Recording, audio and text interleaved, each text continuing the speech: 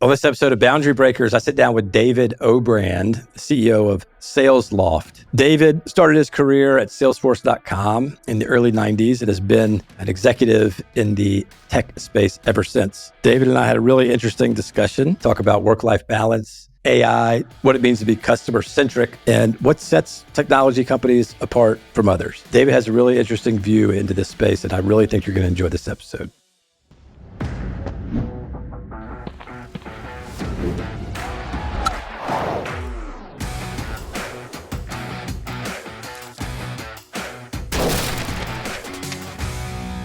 Boundary Breakers is brought to you by Carter & Clark. The floor is yours. If you just want to give us a few minutes on where'd you grow up, what kind of family you came from. Yeah, absolutely. So I have one sibling.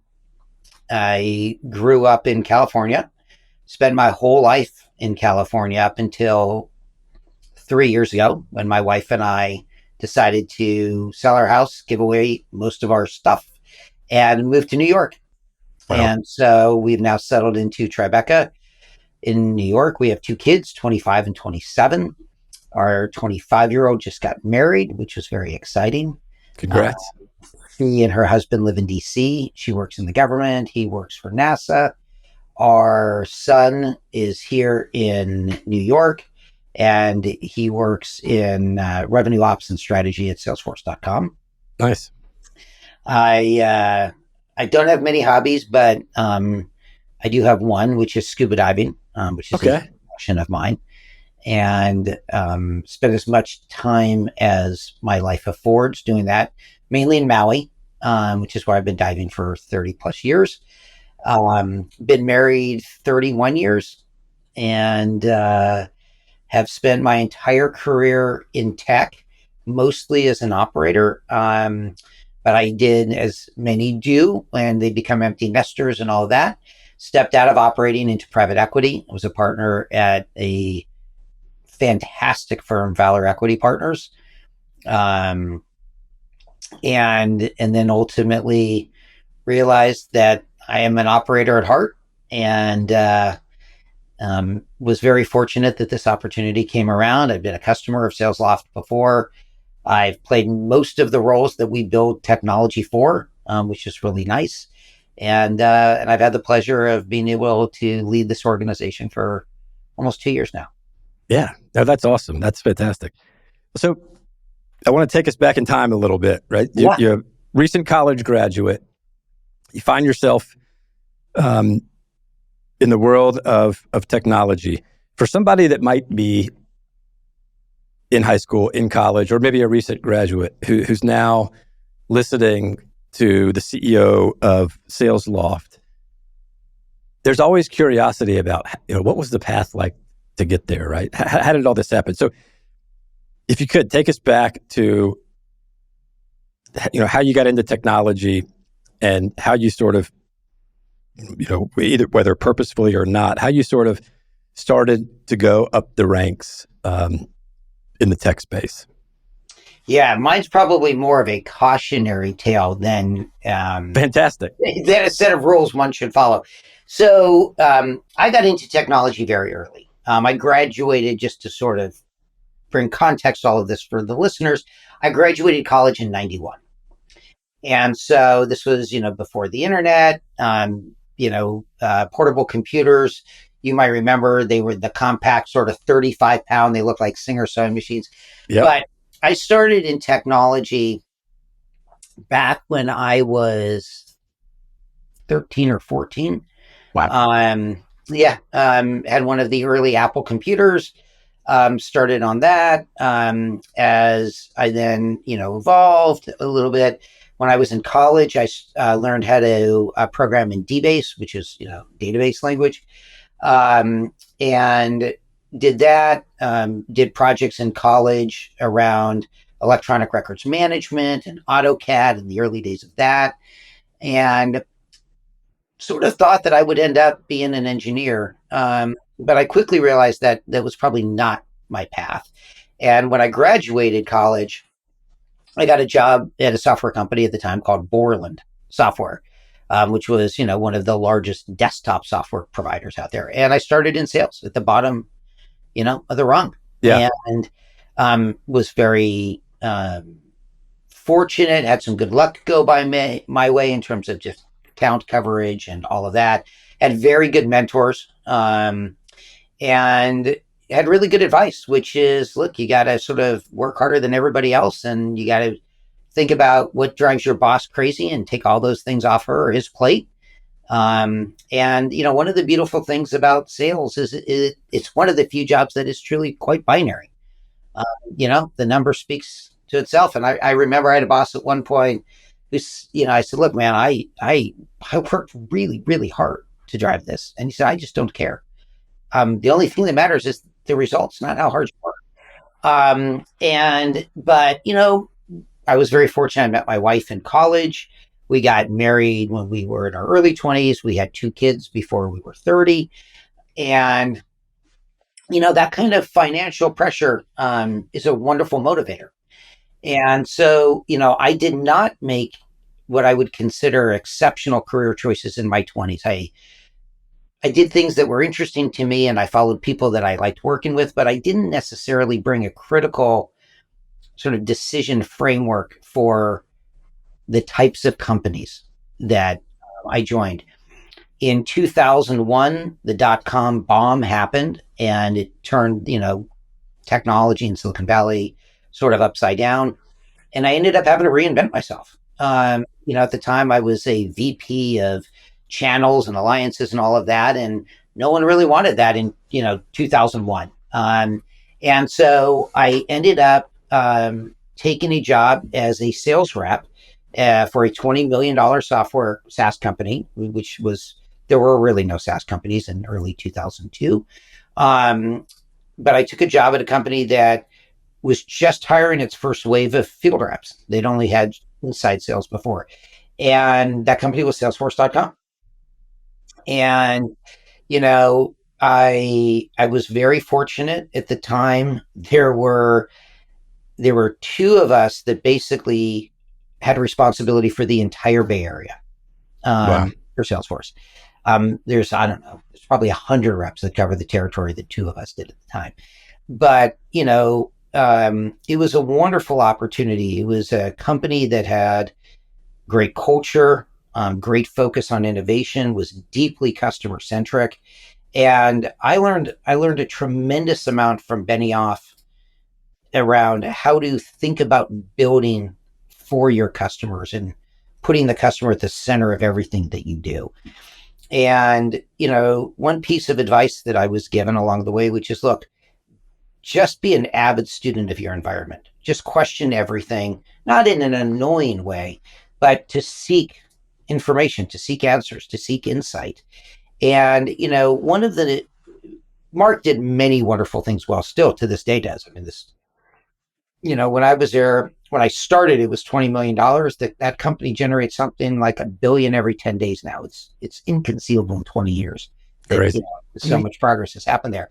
And Mark did so many things well. One of those things that he did really well was he made sure he interviewed every single employee for at least the first 3 or 4 years of that company. Nobody got into that company without, meeting with him. And that's really important because that's how you can be a thoughtful steward of your environment and your culture. He did that tremendously well. Still to this day does, I'm sure. The other thing that I learned from him is every customer matters. They just all do, or none of them do, but you can't have it either way. You can't only care about your biggest customers or the ones that spend the most. You have to care about all of them. And I loved that mindset. It's been sort of consistent through my career with great leaders, and hopefully I espouse the same, but it drives a servant leadership mindset. And, Mark would get as upset over, a disgruntled customer with 5 seats as he would one with 50,000 seats. And that mindset is really important to instill in all aspects of an organization, that all of your customers matter, because they're all made big decisions. Might not be big to you, but it was big to them. Right. And they're all betting their job on it, or their career, or their year on it, whatever it might be. And you have to take that very seriously. So that was a wonderful experience. And The other thing that Salesforce probably to this day still does is they would not promote people. First, when they hired you, if you had been a VP somewhere, they'd hire you as a director. Um, and once you accomplished all of your objectives, you would not get promoted. You would be told to go back and do it again and do it again. And finally, when you were promoted, what you realized was everybody around you was very, very good at their job. And I think that's a huge reason why Salesforce has been able to grow at the rate they have for 20 plus years, and still maintain a lot of the same ethos and institutional knowledge and all of that. So that was a wonderful experience. That covered my entire 30s. Yeah. I took all of those learnings and applied them to a new challenge when I went to what was a $7 million company at the time, Yammer. I And love it. a whole new set of best practices, from the leadership team there. Yeah. Well, I'd love to sort of drill down on something. I find that all that stuff is fascinating and very interesting. And there's so many different questions that just popped into my head. But you attribute, and I think rightfully so, at least from what an outsider's perspective, a lot of, if not the majority of Salesforce's success to the people, right? The people that were in the positions around you, the people at the very top. I note that you didn't necessarily say, look, Salesforce is now the behemoth that it is because it just had this unbelievably valuable software, or they innovated more, or they had better features. But the personality of the company, how they treat employees, and the culture and the beliefs of the individuals that are driving the company seem to be, at least in your opinion, seem to be what set Salesforce apart from the others. Yeah, look, I think Mark was a pioneer in cloud computing and the whole concept of SaaS. When we started, it was heresy. No responsible senior executive in an enterprise, believed it to be anything other than a passing fad in the very early days. So, the boldness of Mark in, to be unabashed in his advocacy for this model, took a lot of guts. I mean, we were definitely, we took a lot of beatings in the early days from the enterprise. Around that, it was still a big iron, perpetual license sort of world at the time. So, that of course set us on the path. But, look, the way that product evolved, and it was a phenomenal evolution, but the way that product evolved, the pace and the quality was due to the fact that Mark was able to bring together, a talent base and tether them to a mission, ensure that all of them very much were aligned, not just to the values, but to the broader ethos of the business. Right. And I think when you have a strong vision and you have a leader that can steward in an ethos and a culture that can gravitate around that mission, you can do some incredible things. Yeah. And look, I think we've seen that. Salesforce is an example of that. SpaceX is an example of that, on that side. I think Yammer was an example of that. Like, nobody was communicating and collaborating the way Yammer allowed in our work lives. We did it all on Facebook in our personal lives, but no one ever thought to bring that paradigm into the work lives. And now you see how it's manifested, and you have companies like Slack, and it is now the standard way we communicate and collaborate, but it didn't exist before. So I think the boldness of the leader and the quality of the product, all of that matters deeply, but none of it actually is possible without the people. For sure. And I didn't necessarily characterize it in the best way, and I did not mean to suggest that you could have a sort of a not a strong value proposition on the product side. Maybe a better way to ask the question is, a lot of folks from outside the tech industry, I think, immediately assume, hey, you just come up with a piece of software technology that's extremely valuable, and then you just get it out to the market, and how successful it is depends on how great your original idea was, right? And I think that what I'm hearing from you and what it has been my experience is a lot of the early, what the initial idea for the product, the initial idea for the technology, obviously it's got to be good. You got to have a great start. But if you have the right people in place, the customer will tell you how you need to change, how you need to potentially pivot, or how the software needs to go. But if you don't have the people that are willing to listen to the customer and to be customer centric, like you mentioned, it doesn't matter how great the product is if you don't have the right people. Is that a fair summary? I think that's absolutely. I think a lot of companies, are founded because they see a problem with existing tools out there and they just want to solve a wedge, just solve a wedge problem. And if you can solve that wedge problem well, then the customers will tell you, hey, there's another wedge over here to solve and another wedge over here. And that's how you end up building.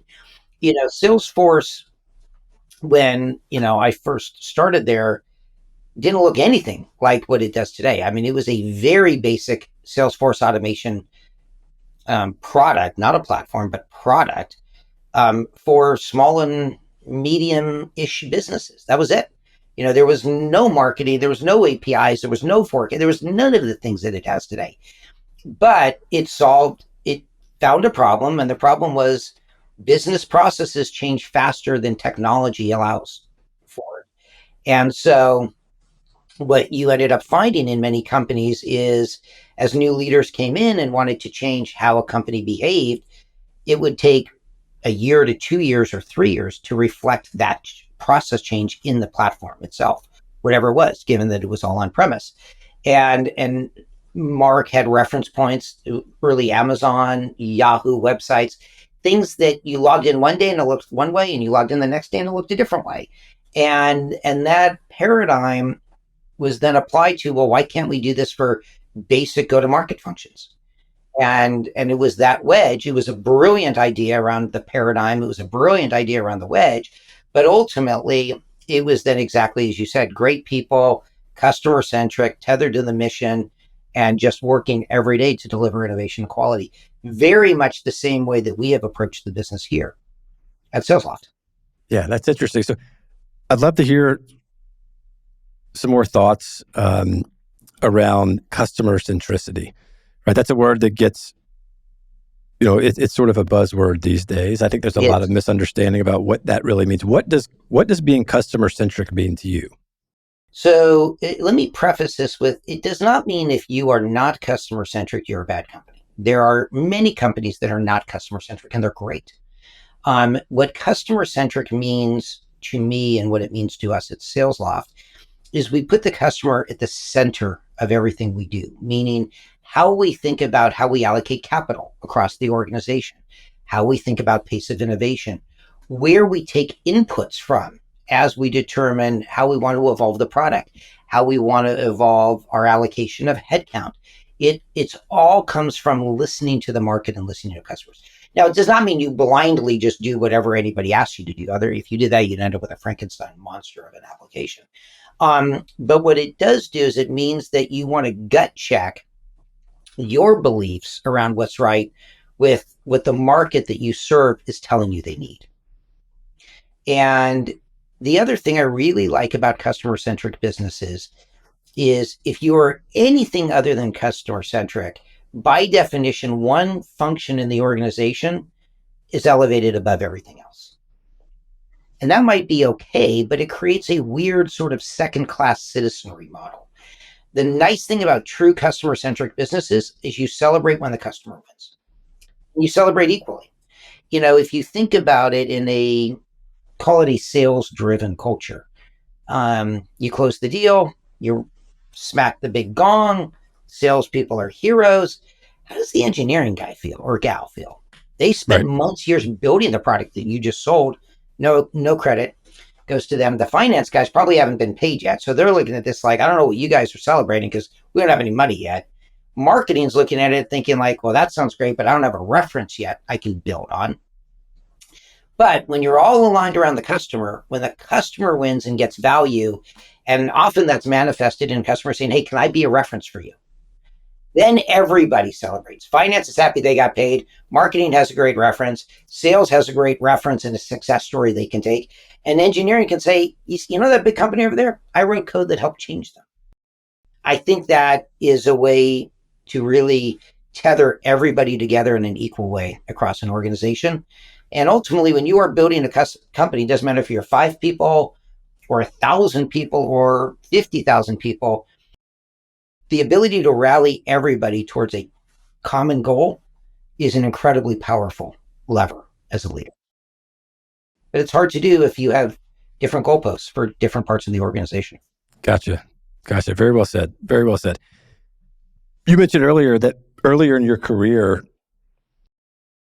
you may have not made some of the best decisions as it relates to sort of maybe the types of companies that you associated with. I'd like to step back a little bit and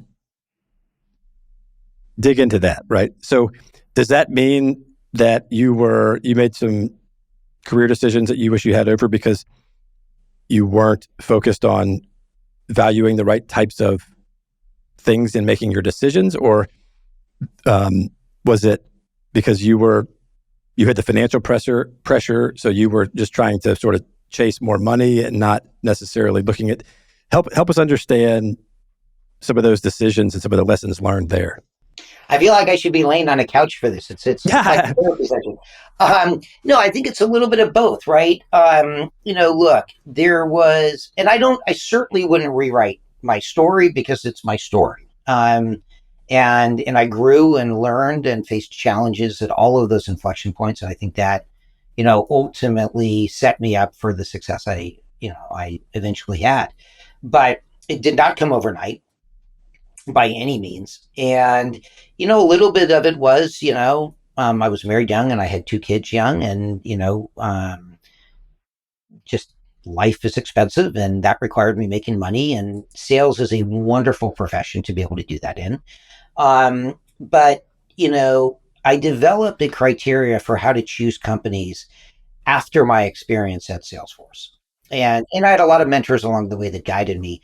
But, in my 20s, I ultimately just sort of followed people that I knew that I liked, that I thought were sort of doing cool things. I didn't necessarily look at, with the degree I should have, the health of the company, what the board structure looks like, what the capital structure looks like, what the competitive structure looks like, and all of that. As a graduate in 91, there were a lot of very good companies at the time, Microsoft, Oracle, lots of big early tech companies that had I gone and spent my 20s there, who knows? But I deeply valued all of my experiences, but I would say my criteria for choosing companies definitely improved. And Salesforce was really the first one where, I didn't know anybody there, but I looked at the market. I thought big market, differentiated, compelling, and something that I know how to do. I know sales, and this company sells to salespeople, and I think I could do that. Yeah. And whereas many companies that I worked at in my 20s were not, they were cool technologies, but they weren't things I deeply related to in a way. And I think as a customer facing employee, that really manifests in how you show up. Right. If you can relate to the person you're selling to and to the challenge they have and to the solution you're bringing to bear, it's far more compelling. You can establish trust much easier. It's genuine. And so, that was my experience in my 20s. And, Salesforce was not what it was today. It was a little company. Right. With more people saying it was going to fail than saying it would work. Yeah. But it had the fundamentals, and it was something that just deeply resonated with me. And I think if I had another great mentor who said, look, from an investment perspective, you should only invest in companies that solve problems you deeply can relate to. Or they build products that deeply resonate with you. And I think that holds true both for investing and for operating. Yeah, that's great. And look, there are a lot of young, hungry,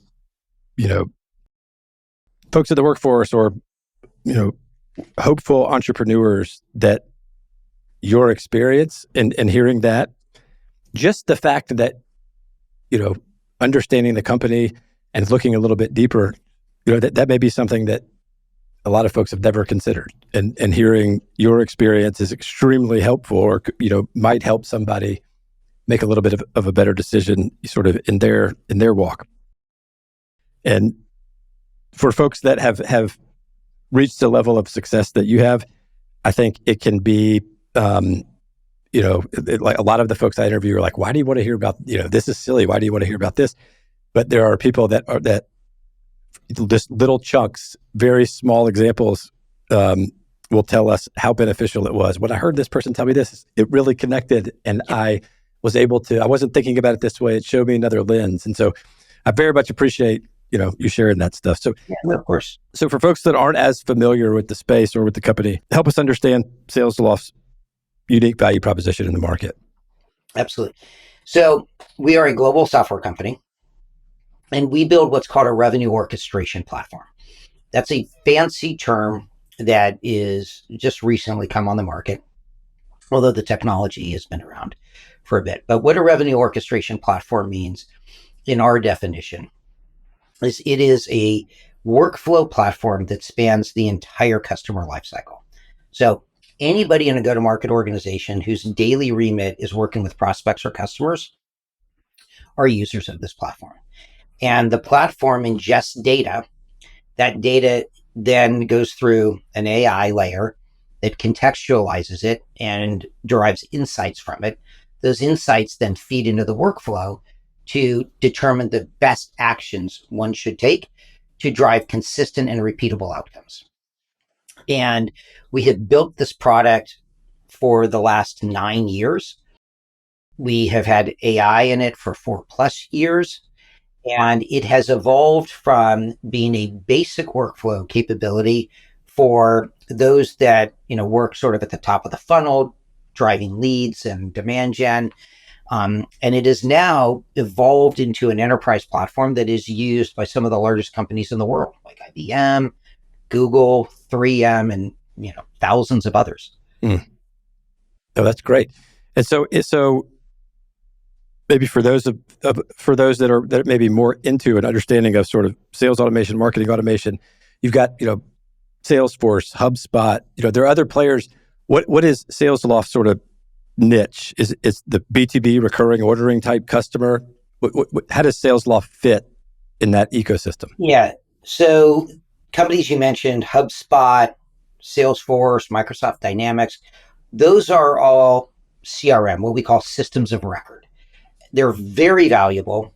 Just about every company in the world has them, whether you're B2B, B2C, small, medium, large. Some build their own, but most buy off the shelf. That's one bookend in your go-to-market tech stack. And it's a very valuable one because you can look into it and find out everything that's ever occurred with an individual, a lead, a prospect, or a company, customer. The other bookend, though, in a go-to-market tech stack is your system of engagement. It's the system that your users live in every day that guides them based on the best practices from your company, based on AI, based on first-party and third-party data, to determine the right action to take, for whom to take it for, how to take it, when to take it, and why it's so important. That's what we build. And so we coexist and we integrate with the CRMs that are out there. Just about every one of our customers has a CRM, whether it's off the shelf or they've built their own. We integrate to that and we give them a counterbalance to that system of record, which is the system of engagement. Got it. So that's a very powerful tool. So is it fair to say, maybe for let's take a smaller B2B business, that based on the inputs, the setup, your AI layer, and all the other data inputs, it's able to help prompt employees within the business, hey, by the way, our system is saying you haven't reached out to this person in a while. You need to reach out. They like to communicate via email. Here's a suggested message.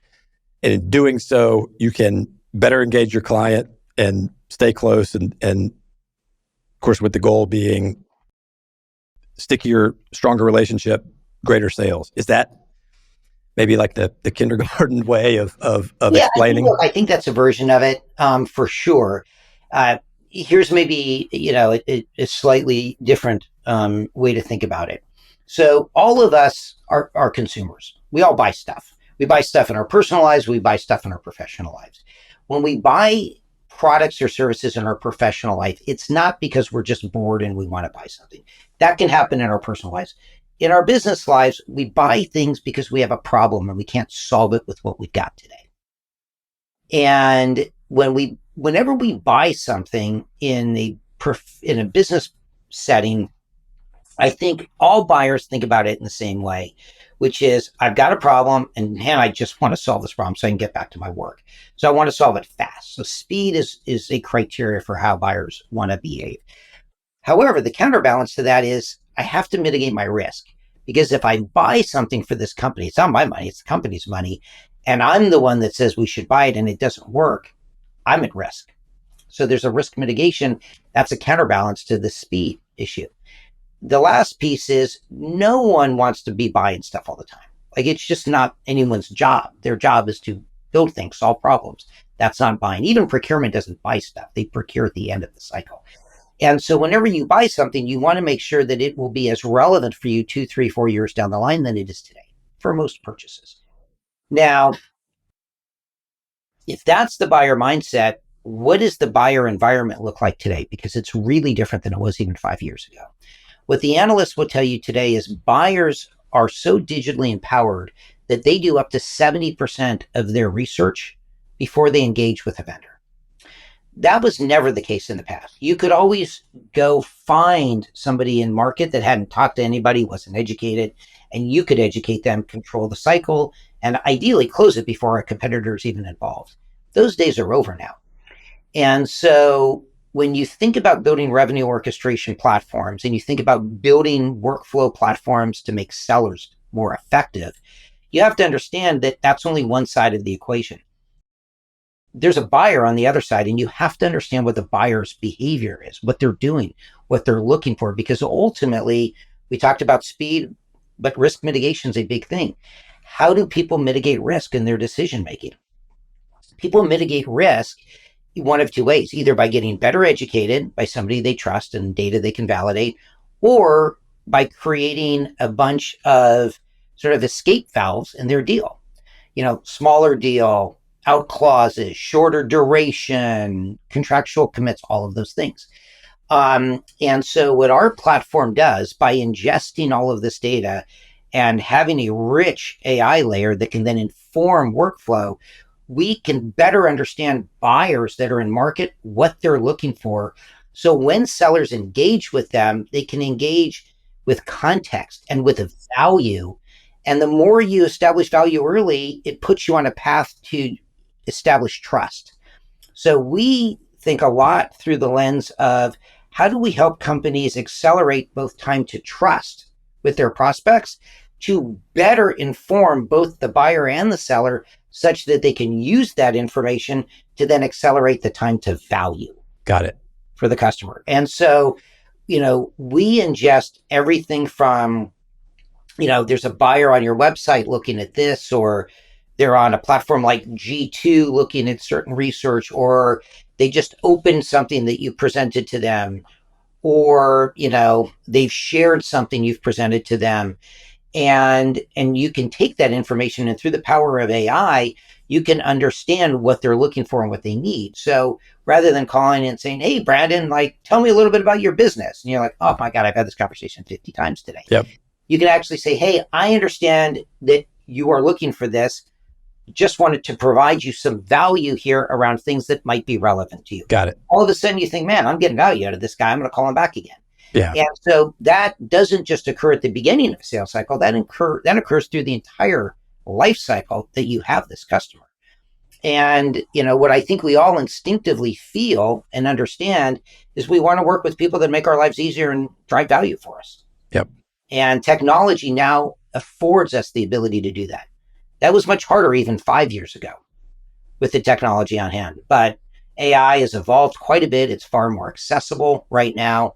And that combined with workflow technology, signal ingestion technology, conversational intelligence.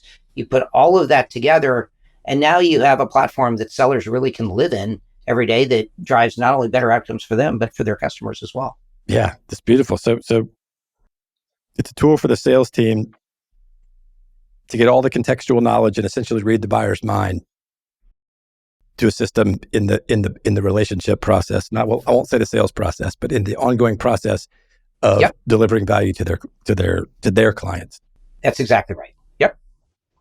So it would seem to be pretty foolish to not want to leverage that tool. I agree. Yeah, look, I think it is. I believe what we will find in the next few years is that companies look at revenue orchestration platforms and the investment associated with them in the same way they look at CRM. That it is an absolute required bookend to have.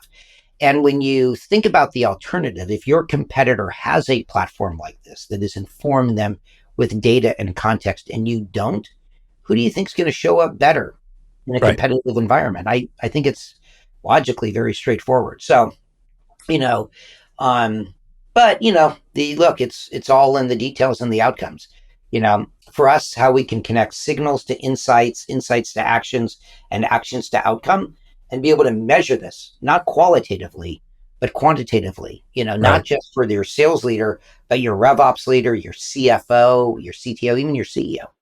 Yeah, that's interesting. So is the current obstacle to further growth? Is it a sort of a market education issue, or is it a competitive issue? I guess to ask my question again, it seems pretty silly. I mean, I'm as the CEO of a B2B business myself, right? It seems pretty silly that you would not want to afford yourself of a tool that so clearly facilitates the buyer-seller relationship. Yeah, look, I think so. And I think one of the challenges that most of us have is, in the past few years, we had a zero interest rate environment. We all had plenty, there's plentiful cash, capital budgets that we could spend money on. When we all, were sent home unceremoniously in March of 2000, was it 2020?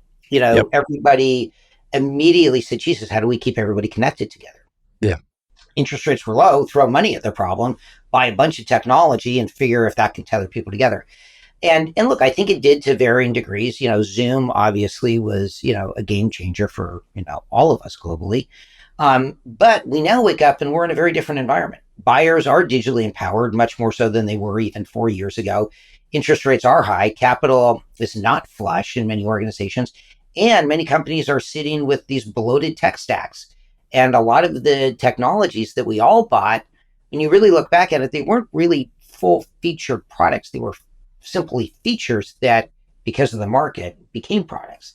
And so companies now look at this and say, man, I've got a totally different problem engaging with my market than I did 3-4 years ago. And my systems and my processes were built for a different market and a different time. They don't work anymore.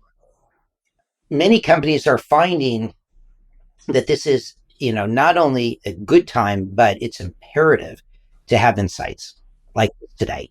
And, the nice thing about the evolution of best of breed products into sort of platforms is now you have sort of one source of accountability rather than a multitude of applications giving you conflicting KPIs and insights. So Gotcha. I think the time is perfect for this type of technology, but I don't think it's a point in time solution. I think this is something that will be enduring for a long period of time, just in similar ways we've seen with CRM. Yeah, no, that makes a lot of sense. Great answer. It's a great answer. Well, so we're running up against time here, and I always want to be respectful about that. I'm curious though, coming from somebody that's been in the tech industry his whole career, and from somebody that is leading a business that has leveraged AI for longer than most of us have even really heard about AI. Do you have any really strong opinions about what the near future holds for the tech industry, particularly as it relates to your niche? In other words, do you feel like we're on the precipice of some, massive change here, or do you feel like, AI is going to continue to sort of enhance what we're doing or accelerate what we're doing? What are your thoughts there? It's a big question with 8 minutes left. Yeah, I know. But it's a good question. So here's what I would say. Sellers today spend less than a third of their time with their prospects and customers. The rest of it is spending doing administrative work. I think within the context of the market we serve, we will see AI do two things. It will reduce the administrative overhead significantly through Gen AI. And it will afford customer-facing employees to spend more time with their prospects and customers. And AI in that capacity will make that time and the interactions between sellers and buyers far more valuable. Uh, and so I think sellers will have a lot more time to sell, and they'll be much better at it because of the AI and the workflow. AI, the amount of investment that is going into AI right now is unlike anything that we have ever seen. And you will see these large language models continue to evolve. And, I think there are some companies that are doing a wonderful job around the ethics around this. But you will also see smaller language models develop that are purpose built for very specific problem sets. And, that's what we're seeing in our space. Mm. We can leverage, the broader Gen AI for a lot of the administrative work. But for the specific use cases that we are trying to solve, I think you'll see certainly in the next, call it 18 months to 24 months, you'll see the smaller, more purpose-built models be highly effective in that area. Gotcha. That was a heck of an answer, and you didn't even need 8 minutes. No, I love it. Well, so, all right, last question. Yep. So I try to ask a question like this for all senior leaders. If on this podcast, it wasn't you, but it was your executive team, and I asked your executive team, tell me about David. What type of leader is he? What do you think how do you think they would describe you? That's a great question. That's a great question. So I inherited a wonderful culture here. The founders of this business spent a lot of time on culture, and I think I was chosen in part because I fit into that. And part of that is we are hyper communicative. We talk a lot. None of my executives live in New York City. Seattle, Bay Area.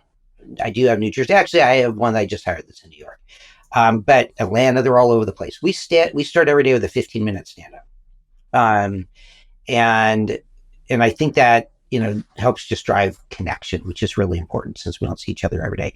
So I think they would say I'm hyper communicative. I think they would say that I truly am genuinely deeply customer centric.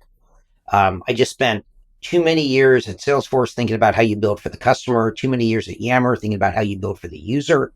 It's just deeply ingrained in who I am. And then the last thing I think that they would probably tell you is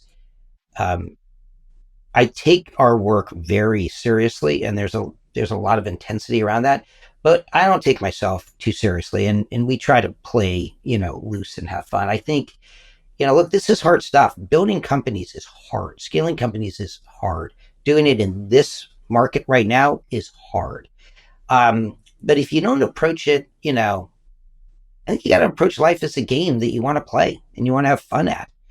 And so, look, we do hard stuff, but we have a lot of fun doing it. And I think that's important. We're also, I'm really proud. I hate the word proud, but I'm really pleased that, our executives, for the most part have families and we, I spend a lot of time ensuring that no one on my team has photos like that of family vacations. So, we are intense about our work, but I'll tell you, we don't, you don't get calls from your boss on weekends at Salesloft, regardless of what level you're at. You just don't. I learned that from, a mentor of mine in the past, which is, we would sleep in the office a lot during the week, when it was necessary. The whole concept of sort of sleeping on the factory floor, it's a real thing. It's an important thing. But the weekends are yours and they're your family's. And so I think they would say communicative, intense, customer-centric, but, I think we're having fun. Yeah. I think that's important.